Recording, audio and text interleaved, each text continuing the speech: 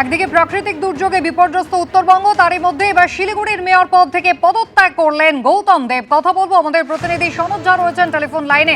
সনৎ, যে জল্পনা গত কয়েক সপ্তাহ ধরে চলছিল, অবশেষে তাতে শিলমোহর, শিলিগুড়ির মেয়র পদ থেকে সরে দাঁড়ালেন এবার গৌতম দেব। যেটা হচ্ছে, গৌতম দেব নির্বাচনে হারার পর থেকেই একটা মানসিক প্রস্তুতি নিয়েছিলেন, তিনি পদত্যাগ করবেন। তবে অপেক্ষা করছিলেন যে প্রাক্তন মুখ্যমন্ত্রী মমতা বন্দ্যোপাধ্যায় নির্দেশে।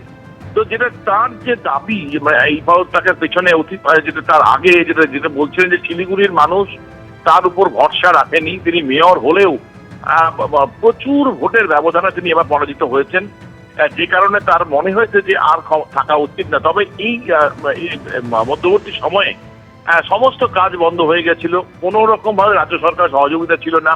তিনি শুধু জরুরি ভিত্তিতে নর্মাল যে কাজ, সেটাই কাজ করা যেত। পুরো কমিশনার সেক্রেটারি তার সঙ্গে কেউ ফোনে কথা বলতো না, ফলে একটা সিচুয়েশন এমন তৈরি হয়েছিল যে একেবারে ডেড লক টাইপ। এবং তিনি শুধু ছিলেন ক্ষমতা, তার যে দাবি যে প্রাক্তন মুখ্যমন্ত্রী মমতা বন্দ্যোপাধ্যায়ের নির্দেশে বারবার অনুমতি চেয়েছেন পদত্যাগ করার, তিনি পাননি।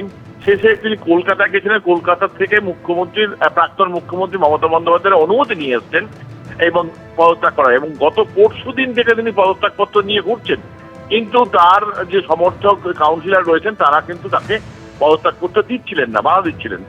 যে কারণে গতকালকে রাত্রি 8টা পর্যন্ত বৈঠক হয়, সেখানে আলটিমেটলি বলেন যে পদত্যাগ তিনি করবেনই, আর তিনি থাকবেন না। যে অবস্থা চলছে তাতে তাদের কাজকর্ম করা যায় না।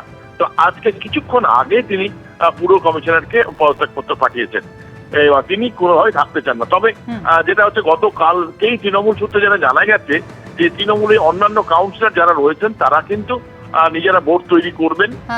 গৌতম দেব পদত্যাগ করেছেন ঠিকই, কিন্তু বাকি যে কাউন্সিলর রয়েছেন, সংখ্যাগরিষ্ঠ কাউন্সিলর তৃণমূলের পক্ষে আছেন, তারা কিন্তু বোর্ড তৈরি করবেন নিজেদের মধ্যে। কাউকে মেয়র পছন্দ চুজ করে তারা ক্ষমতা থাকবেন, তারা কিন্তু ক্ষমতা ছেড়ে দেবেন না, এখন পর্যন্ত যেটা জানা যাচ্ছে।